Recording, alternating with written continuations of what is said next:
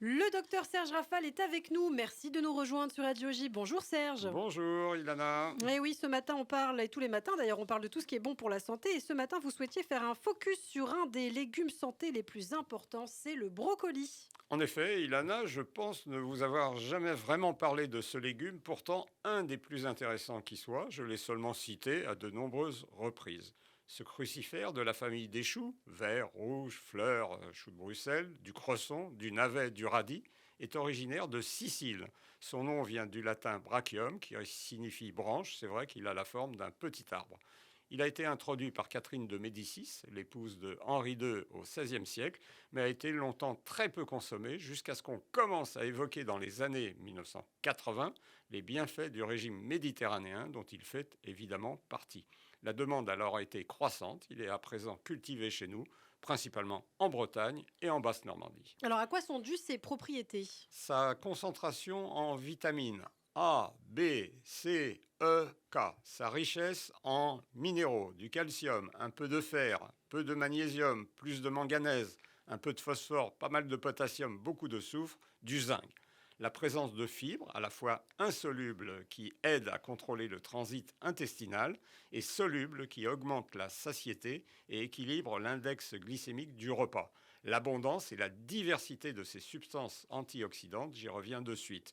Il est en outre très peu calorique, 25 calories pour 100 grammes, par conséquent volontiers intégré à tous les régimes amaigrissants. Alors vous souhaitiez rajouter un mot sur ses vertus antioxydantes? Oui, il contient, comme tous les autres crucifères, de multiples substances antioxydantes, de bêta-carotène, la brocoline, le glutathion, des indoles, la quercétine et le puissant sulforaphane qui neutralise les composés toxiques, les radicaux libres, présents dans l'organisme.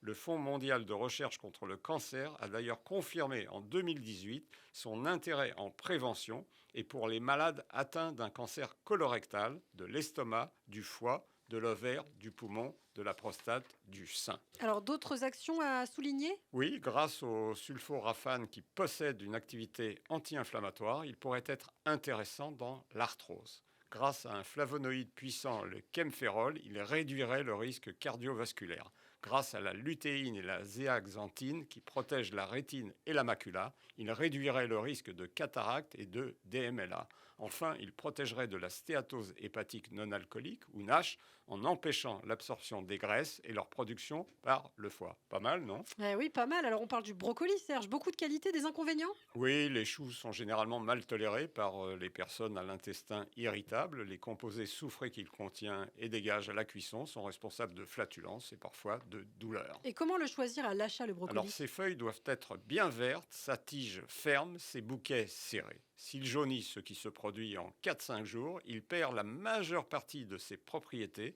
et devient quasiment impropre à la consommation.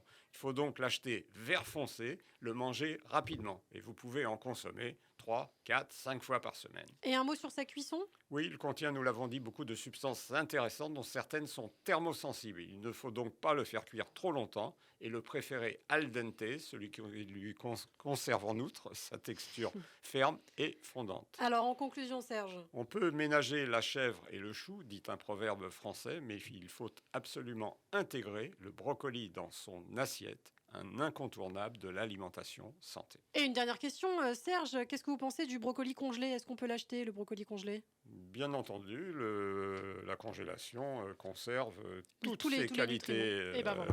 aux aliments. Elle diminue un tout petit peu le goût. Eh bien, merci beaucoup, Serge Rafal, pour tous ces conseils. On vous retrouve bien sûr au quotidien et en podcast sur notre site internet radioj.fr et en vidéo sur notre chaîne YouTube. À bientôt.